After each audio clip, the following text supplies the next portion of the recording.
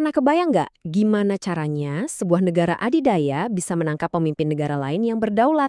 Nah, kali ini kita akan bedah tuntas sebuah skenario fiksi yang detailnya luar biasa.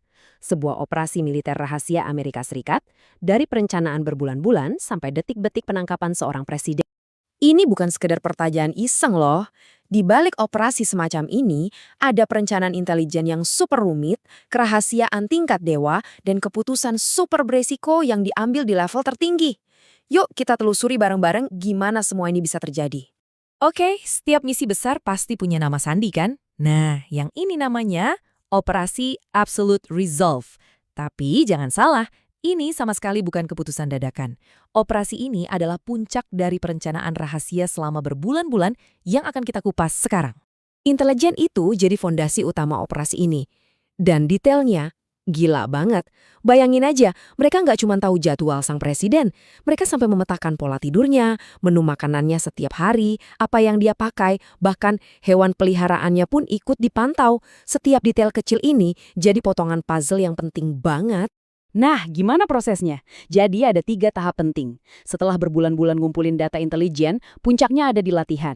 Dan ini bukan latihan biasa loh, pasukan elit AS sampai membangun replika yang sama persis dengan rumah persembunyian targetnya. Tujuannya, biar nggak ada kesalahan sedikit pun pas hari H nanti. Dan ngomong-ngomong soal kerahasiaan, ini levelnya ekstrim banget. Coba bayangin, sebuah operasi militer yang bisa memicu perang diluncurkan tanpa sepengetahuan Kongres AS sama sekali. Ini nunjukin betapa sensitif dan tertutupnya misi ini. Oke, semua persiapan udah matang, tim elit udah siap di posisi. Sekarang, yang bisa mereka lakukan cuma satu, menunggu. Mereka siaga penuh, menanti lampu hijau dari presiden dan momen yang paling pas untuk bergerak. Apalagi setelah satu percobaan sebelumnya terpaksa dibatalkan. Nah, kutipan ini nangkep banget momen krusialnya. Setelah berhari-hari tegang menunggu, tiba-tiba sebuah celah kesempatan terbuka. Tanpa ragu, perintah pun turun. Lanjutkan. Momen yang ditunggu-tunggu akhirnya tiba. Di sini kita bisa lihat detak jantung operasinya, menit demi menit. Presisinya luar biasa. Perintah go keluar jam 10.46 malam. Tepat jam 2 pagi, ledakan pertama mengguncang kota. Semenit kemudian, pasukan udah di lokasi. Dan cuma dalam waktu 2 jam lebih sedikit, misi ekstraksi selesai. Semuanya berjalan seperti jarum jam. Sekarang kita masuk ke fase eksekusinya. Dan ini bukan operasi senyap-senyap, sama sekali bukan. Justru sebaliknya, langit di atas Caracas langsung bergemuruh oleh serangan udara besar-besaran yang tujuannya adalah menciptakan efek kejut dan kekacauan total. Skala kekuatan udaranya aja udah nggak main-main. Kita ngomongin lebih dari 150 pesawat, dari mulai pesawat pengebom sampai jet tempur, yang dikerahkan sepanjang malam buat melumpuhkan pertahanan dan bikin semua orang panik. Di darat, ya bisa dibayangin kan kekacauannya kayak apa. Tapi serangan ini ada tujuannya. Bom-bom pertama secara strategis menghantam target-target kunci, seperti pangkalan udara dan pelabuhan. Tujuannya jelas, melumpuhkan kemampuan militer Venezuela untuk merespons. Kutipan dari seorang jurnalis ini benar-benar bikin kita ngerasain suasananya. Semua jendela bergetar. Dia sampai melihat awan asap raksasa. Ini gambaran nyata teror dan kebingungan dari kacamata warga sipil yang kejebak di tengah-tengah serangan. Nah, sementara semua orang panik lihat ke langit, di darat babak utamanya baru dimulai. Dengan kekacauan di udara sebagai pengalih perhatian, unit paling elit militer AS, Delta Force, bergerak senyap untuk menyerbu target utama mereka. Di sini kita lihat kontras yang tajam banget.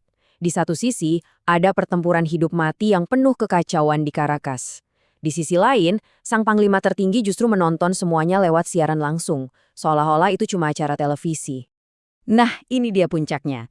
Saking cepat dan mengejutkannya serangan itu, sang presiden dan istrinya ditangkap tepat saat mereka mau lari ke ruang aman.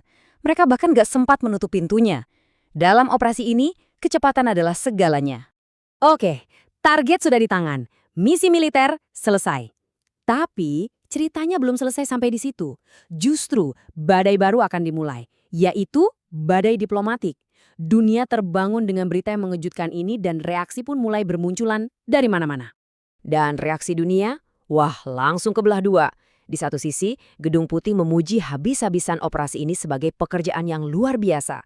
Tapi di sisi lain, PBB justru melihat ini sebagai presiden berbahaya yang bisa mengancam stabilitas dunia. Dua sudut pandang yang beda banget. Kritik itu nggak cuma datang dari luar negeri loh. Di dalam negeri sendiri, kontroversi langsung meledak. Intinya, tindakan melancarkan aksi militer sebesar ini tanpa izin Kongres dianggap sebagai tindakan ceroboh yang melanggar aturan main politik dalam negeri. Oke, biar kita benar-benar paham signifikansinya, yuk kita mundur sedikit dan lihat gambaran besarnya. Operasi fiksi ini sebenarnya bukan sesuatu yang muncul dari ruang hampa. Ini berakar pada sejarah panjang intervensi rahasia yang pernah dilakukan CIA di berbagai negara. Nah, istilah kuncinya itu aksi terselubung atau covert action. Gampangnya gini, ini adalah operasi rahasia untuk mengatur kondisi di negara lain, tapi dilakukan sedemikian rupa sehingga pemerintah yang mendalanginya bisa cuci tangan dan pura-pura tidak tahu. Dan contohnya itu ada banyak banget. Bahkan di Indonesia sendiri, pada era 50-an hingga 60-an, ada dugaan taktik CIA yang mencakup mempersenjatai pemberontak sampai menyebar disinformasi untuk menggoyang pemerintahan Soekarno. Pola mainnya mirip, meskipun operasi yang kita bahas ini skalanya jauh lebih agresif. Pada akhirnya, semua ini ngerucut ke satu dilema besar antara kedaulatan sebuah negara dan intervensi dari kekuatan asing. Senario fiksi ini seolah memaksa kita buat bertanya, sebenarnya di mana sih batasannya? Jadi kita tutup penjelasan kali ini dengan satu pertanyaan buat Anda renungkan.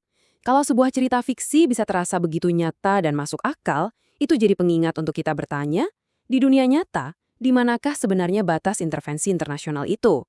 Jawabannya, ya mungkin nggak sesederhana itu. Terima kasih sudah menyimak,